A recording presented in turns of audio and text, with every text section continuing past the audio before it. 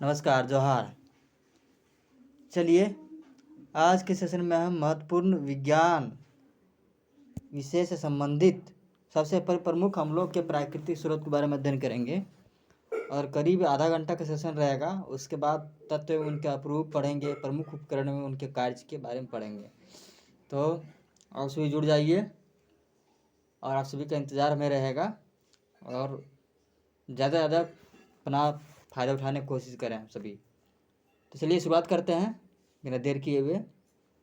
महत्वपूर्ण प्रश्न रहेंगे, सब आप सब रेडी रख के अपना कॉपी में उतारेंगे उसको, ताकि आपको बाद में बहुत अपने विषय हेतु बहुत अच्छे काम से काम आएंगे और परीक्षा में अच्छे नंबर आएंगे।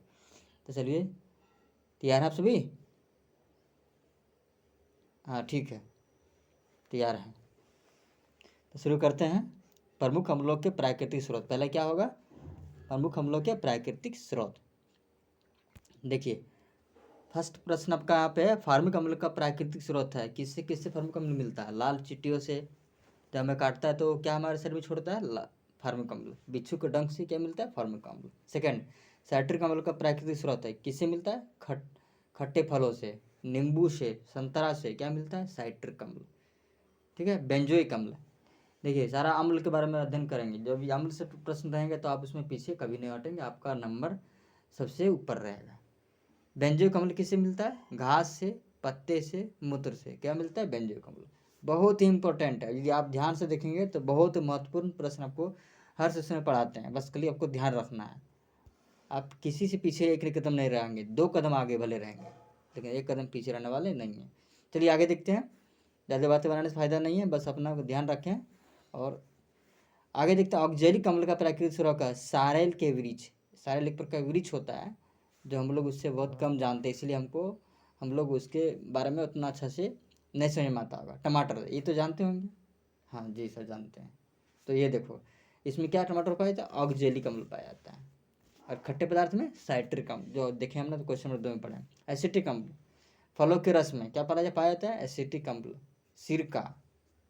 चलो ठीक, आगे देखते हैं। नाइट्रिक अम्ल, उसका प्राकृतिक स्रोत, सब प्राकृतिक स्रोत है अपना, ऐसा नहीं कि मानव द्वारा बनाया। प्राकृतिक जो दिया उसको वो नाइट्रिक अम्ल। बाकी तो मानव जनित तो बहुत सारा हो सकता है, कुछ भी हो सकता है। ठीक है, वो यहाँ पे दिया गया नहीं। यहाँ पे देखिए साफ लिखा हुआ है कि फलना अम्ल का प्राकृतिक स्रोत, चिलना अम्ल का प्राकृतिक स्रोत क्या था? ये क्या हो गया? प्राकृतिक स्रोत है। नाइट्रिक अम्ल का बाबा फिटकरी। फिटकरी जानते हैं किसको करते हैं? नहीं जानते हो? दर बरातर लगाते क्या हो? उसको फिटकरी बोलते हैं, जो वहाँ रखा जाता है। कहाँ पे? नाई की दुकान में। हाँ, आप लोग क्या बोलते हैं जैसे फैशन एरिया में? शहरी में क्या बोलते हैं आप लोग? सैलून जा रहे हैं, वही सैलून वाला है फिटकरी। सोरा क्या पाया जाता है दोस्तों इसमें? ये नाइट्रिक अम्ल, फिटकरी सोरा। चलो आगे देखते हैं। सल्फ्यूरिक अम्ल, ये आपने नहीं पढ़ा होगा तो आप सभी को सारे जो अम्ल है उस सबका हम रासायनिक सूत्र ही बताएंगे। हम कोशिश करेंगे और कि करके सबको रासायनिक अम्ल लिखेंगे नाम, ताकि रासायनिक के सूत्र लिखने पर आपको कन्फ्यूजन नहीं होगा कि कौन सा अम्ल का रासायनिक सूत्र क्या होता है। ठीक है, तो आगे देखते हैं। सल्फ्यूरिक अम्ल, हमने देखिए कितना सारा अम्ल पढ़ लिया। फार्मिक अम्ल, साइट्रिक अम्ल, बेंजोइक अम्ल, ऑक्जेलिक अम्ल, एसिटिक अम्ल, नाइट्रिक अम्ल, सल्फ्यूरिक अम्ल। तो सल्फ्यूरिक अम्ल में क्या पाया था? हरा कशिश। हरा कशिश बना हुआ प्रकार पदार्थ होता है जिसमें क्या पाया था? सल्फ्यूरिक अम्ल। तो ये आपने इतना सारा अम्ल पढ़ा है, बस इतने खाली ध्यान रखेंगे तब कन्फ्यूजन नहीं होगा कौन सा अम्ल में, कौन सा चीज़ में कौन सा अम्ल पाया जाता है। आगे बढ़े? ठीक है सर, आगे बढ़िए। टार्ट्रिक अम्ल, टार्ट्रिक अम्ल में क्या पाया था? इमली, अंगूर। देखिए सब में अलग अलग अम्ल पाया जाता है। अंगूर में क्या पाया था? टार्ट्रिक अम्ल पाया जाता है। 9 में लैक्टिक अम्ल। देखिए दोस्तों, लैक्टिक अम्ल किसमें? दूध में पाया जाता है। देखो दूध लिखा हुआ ना, ये दूध में पाया जाता है लैक्टिक अम्ल। ठीक है। और देखिए एक बात ध्यान और रहे, आपने कभी पढ़ा होगा कि दही में जो है खट्टा होता है, और उसमें कौन से जीवाणु के कारण जो है उसमें दही बनता है? देखिए इससे संबंध रखता है। लैक्टोबैसिलस एसिड होता है, एक जीवाणु होता है, उसका कारण दही बनता है। ठीक है। तो लैक्टिक अम्ल याद रखेंगे। लैक्टिक अम्ल में क्या होता है? दूध होता है, मतलब सॉरी, लैक्टिक अम्ल दूध में क्या होता है? लैक्टिक अम्ल होता है। नेक्स्ट देखिए, यूरिक अम्ल। यूरिक अम्ल में क्या होता है? प्राकृतिक स्रोत क्या? मूत्र। मूत्र में यूरिक अम्ल पाया जाता है। चलिए, इसमें अम्ल से इतने प्रश्न है, इतने प्रश्न को आप ध्यान रखेंगे तो आप सबको उड़ा देंगे। प्रश्न आपको पीछा नहीं कर पाए, आप प्रश्न को पीछा कर देंगे। ठीक है, चलिए हम आगे बढ़ते हैं।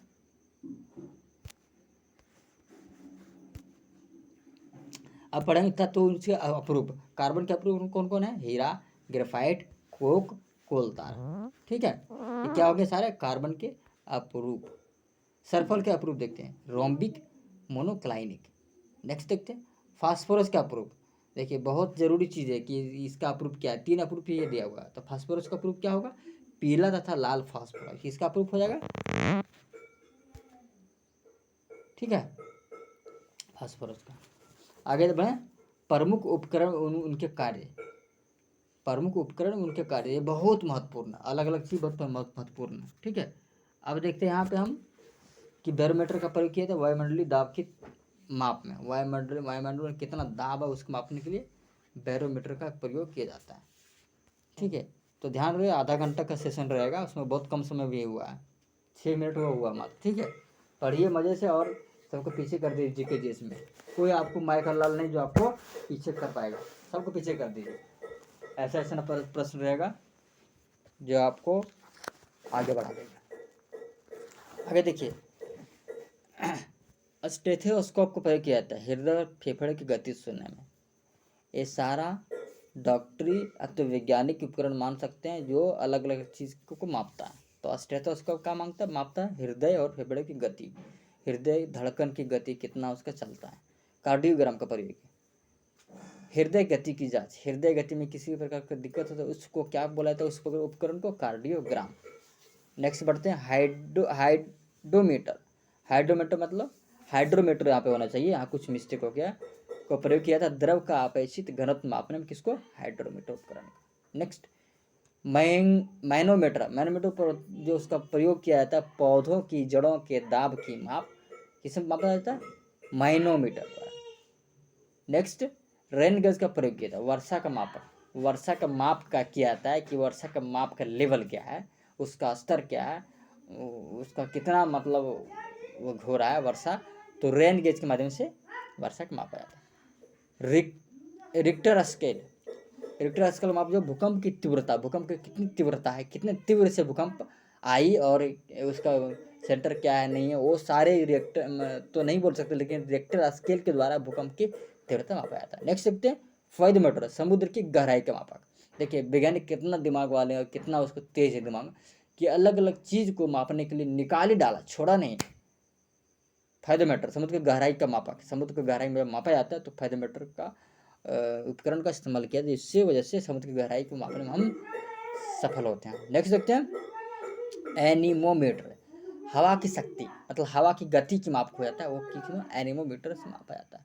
हाइग्रोमीटर वायुमंडल की आर्द्रता की, हाइग्रोमीटर के द्वारा वायुमंडल की आर्द्रता की माप किया जाता है कि वायुमंडल में कितनी नमी है, वो किससे मापा जाता है दोस्तों? कौन उपकरण का? कमेंट कीजिएगा आप सभी। हाइग्रोमीटर से, गुड। सिस्मोग्राफ, देखिए यहाँ पे 2 चीज आ गया है।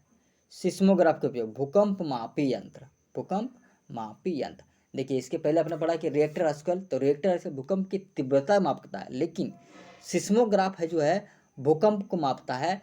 या तो हो सकता है उसकी सेंटर कहाँ है, उसका किधर से आया भूकंप, मतलब कौन से एरिया में ज़्यादा स्ट्रॉन्ग है, कौन से ज़्यादा एरिया में वीक है, तो ये भूकंप मापी सिस्मोग्राफ नामक यंत्र से मापा जाता है। ठीक है, कोई प्रकार का दिक्कत रहेगा, कोई भी प्रकार का कुछ डाउट रहेगा जरूर में कमेंट करेंगे दोस्तों। ठीक है, इसके लिए आपके लिए ही बने हैं।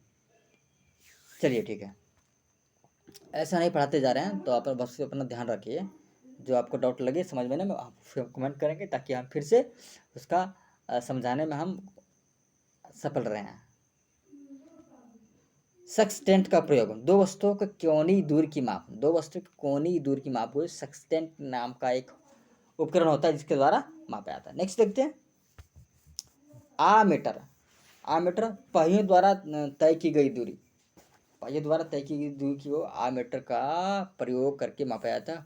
और गाड़ी में ओडोमीटर, उसके गाड़ियों के दूरी मापने में क्या आता है ऑटोमेटिक। कैस्कोग्राफ का प्रयोग, पौधों की वृद्धि की माप किसके द्वारा होता है दोस्तों? पौधों की वृद्धि की माप क्रेस्कोग्राफ, क्रेस्कोग्राफ द्वारा पौधों की वृद्धि, कितना वृद्धि हो रहा है, ठीक है। टेकोमीटर, वायुयान की गति मापने में, किसकी गति मापने में, वायुयान की गति, टेकोमीटर द्वारा इस्तेमाल होता है कि वायुयान की गति कितने घंटे है ना, कितने घंटे कैसे है, वो वायुयान की गति टेकोमीटर के द्वारा मापा जाता है, कितने पर किलोमीटर घंटे। स्फिग्मो मैनोमीटर होगा, ठीक है दोस्तों। यहाँ पे एक आकार लग गया, वो नहीं होगा, स्फिग्मो मैनोमीटर का प्रयोग रक्त दाब का मापक है। अरे रक्त में दबाव, प्रेशर कितना, दाब कितना रक्त का, तो वो स्फिग्मो मैनोमीटर के द्वारा ये मापा जाता है। तो हमें लगता है और कुछ हो सकते हैं, तो छोटे होंगे तो आपको हम बताएंगे अगले सेशन में, लेकिन हमें लगता है कि जो महत्वपूर्ण जो उपकरण है उसके बारे में बताया गया कि ये उपकरण से ये चीज़ मापा जाता है, वो उपकरण से वो चीज़ मापा जाता है, ठीक है। तो हम आगे देखते हैं दोस्तों, प्रमुख उपकरण हो गए। मात्रकों की पद्धति पढ़ते हैं, ठीक है। चलिए रेडी है ना सभी। एक नॉटिकल मील 1.852 किलोमीटर, मतलब करीब 200 मीटर कम हुए, उसमें से एक नॉटिकल मीटर 1.8 किलोमीटर होता है। एक माइक्रोन 0.001 मिलीमीटर। नेक्स्ट, एक नैनो सेकेंड 10 से 9 सेकेंड क्या बोलते हैं, एक नैनो सेकेंड बोलते हैं। अश्वशक्ति, एक अश्वशक्ति कितना, 746 वाट के बराबर एक अश्वशक्ति, आपने पढ़ा होगा साइंस में। तो एक अश्वशक्ति का जो वैल्यू होता है कितना होता है, 746 वाट। एक फेदम समुद्र की गहराई को मापने में किया जाता है, इससे आप जानते होंगे, ठीक है। तो समुद्र की गहराई मापने में किस में किया जाता है, फायदोमीटर। ध्यान रहे, इसमें दो प्रश्न बन रहे हैं, फायदोमीटर और फायदम। तो फायदम जो है समुद्र की गहराई में माप सकते हैं, या तो फायदोमीटर, इससे आप याद रख सकते हैं कि फायदोमीटर, ठीक है। 6 फीट, एक फायदा बराबर 6 फीट, यानी 1.8 मीटर। नेक्स्ट, 0 डिग्री सेंटीग्रेड, तो 32 डिग्री फ़ारेनहाइट 0 डिग्री सेंटीग्रेड के बराबर होता है। और आगे देखते हैं -40 डिग्री फ़ारेनहाइट, ये 40 डिग्री सेंटीग्रेड का वैल्यू इसका होता है, ठीक है। चलिए, प्रमुख राशियों में उसको भौतिक इकाई आपने पढ़ लिया है। अब हम पढ़ेंगे प्रमुख औषधीय उनके स्रोत पर, प्रमुख औषधीय उनके स्रोत।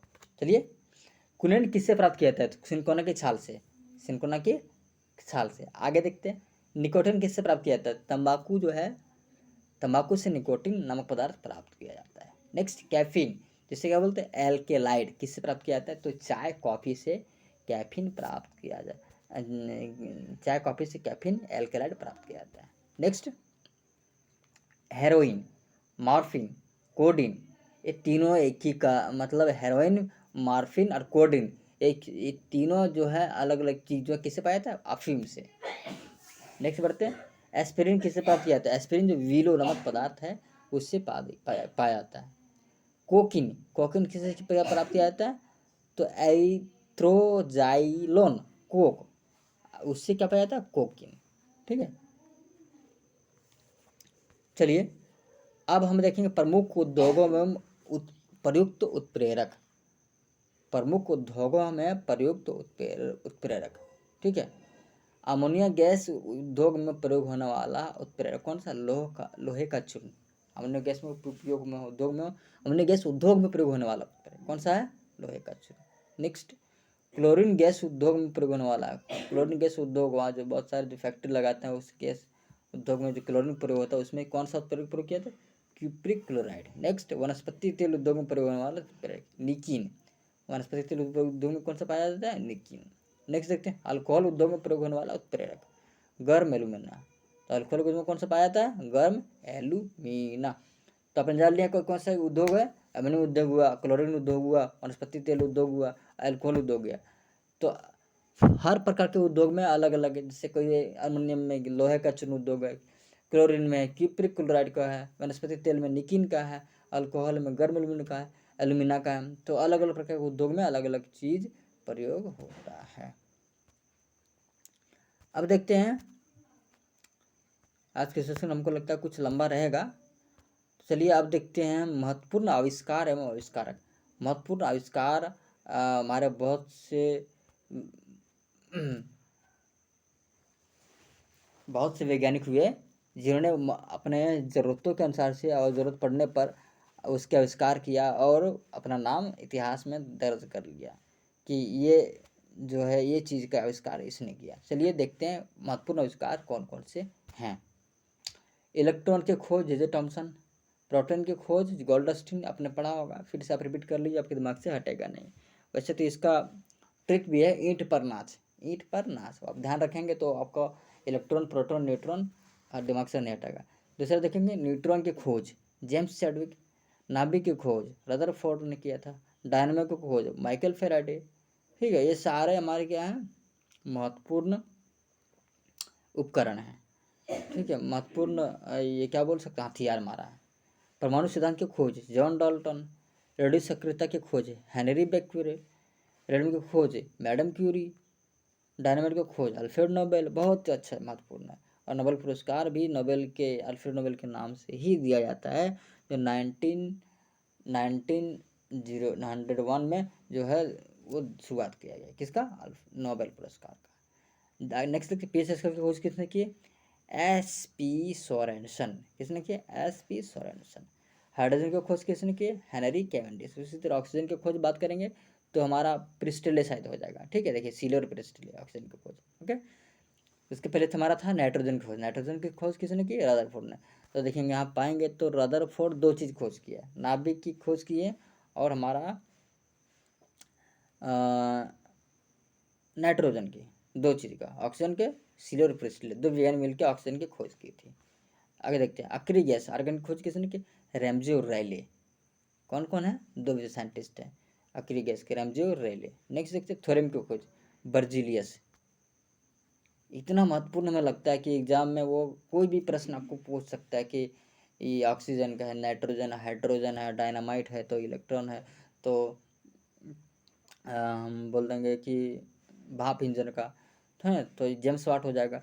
तो आगे देखते हैं जो जो प्रश्न आएंगे हम बताते जा रहे हैं आपको, बहुत महत्वपूर्ण है, ध्यान रखेंगे सब। आपको यदि आप सभी ध्यान रख नोट करते होंगे तो अच्छी बात है, नोट करते रहिए सभी, ताकि आपको कभी भी अगले आपको जब भी भूलें फिर उसको एक बार में तो होता नहीं है, बस उसको रिपीट कर लेना है। रिपीट जहाँ कर लेंगे आप 4-5 दिन, दिमाग से कभी ज़िंदगी भर नहीं हटेगा। बस आपको यही फार्मूला अपनाना है।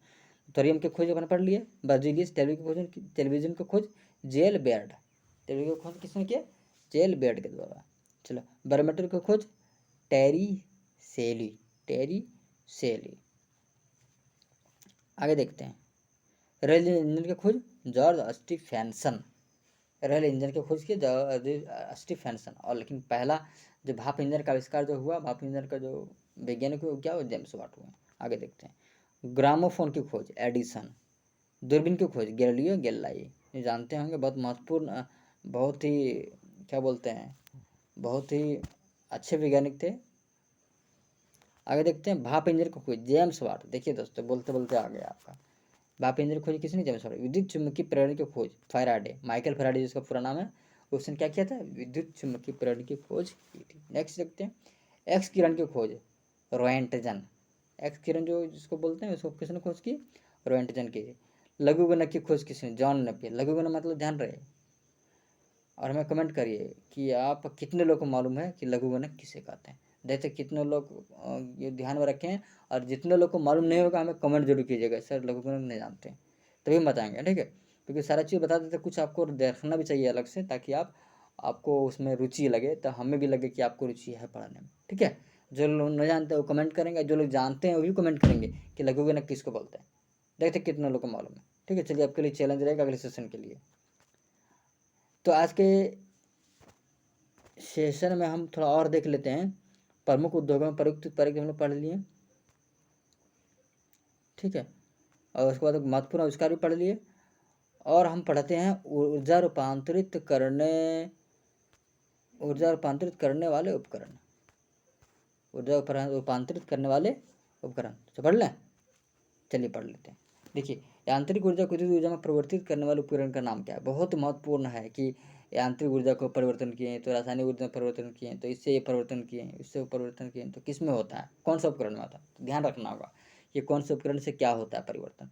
यांत्रिक ऊर्जा का विद्युत ऊर्जा में देखिए यंत्र है, विद्युत ऊर्जा परिवर्तित करता है उसे क्या बोलता है, डायनामो बोलता है, जिसके द्वारा हमारा क्या होता है, बिजली में घर तक आती है, उसे क्या बोलते हैं, उसको डायनामो के द्वारा चलता है वो। ठीक है, यंत्र रहता है, उसके ऊपर पानी गिरता है तो वो जो घूमता है तो वो विद्युत ऊर्जा पैदा करता है, उसके कारण हमारे क्या घर तक बिजली पहुँचता है। आगे देखें। ठीक है, चलिए। आपसे बोरिंग तो नहीं लग रहा पढ़ने में? नहीं सर, नहीं लग रहा। ठीक है, वेरी गुड। आगे देखते हैं, विद्युत ऊर्जा को ध्वनि ऊर्जा में परिवर्तित करता है। तो लाउड स्पीकर क्या विद्युत ऊर्जा रहता है, उसमें क्या दिया रहता है, करंट दिया रहता है, और ध्वनि ऊर्जा को करंट देने के बाद ध्वनि ऊर्जा में परिवर्तित करता है और कान उन बहरा कर देता है सबका, है ना। देखते होंगे शादी में पूरा डीजे बज रहा है। तो ये आगे देखते हैं सौर ऊर्जा को विद्युत ऊर्जा में। तो सोलर सेल, जिसे हम सोलर प्लेट बोलते हैं, ठीक है, तो उसमें सौर ऊर्जा पड़ता है, धूप पड़ता है और विद्युत ऊर्जा में परिवर्तित कर देता है, तो क्या हो गया, सौर ऊर्जा हो गया, सॉरी सोलर सेल हो गया। तो जब पूछे हमारे कि सौर ऊर्जा को विद्युत में करने वाले जो परिवर्तित है उसको उपकरण का नाम क्या है, तो सोलर सेल हो गया। क्या उसका नाम होगा, सोलर सेल।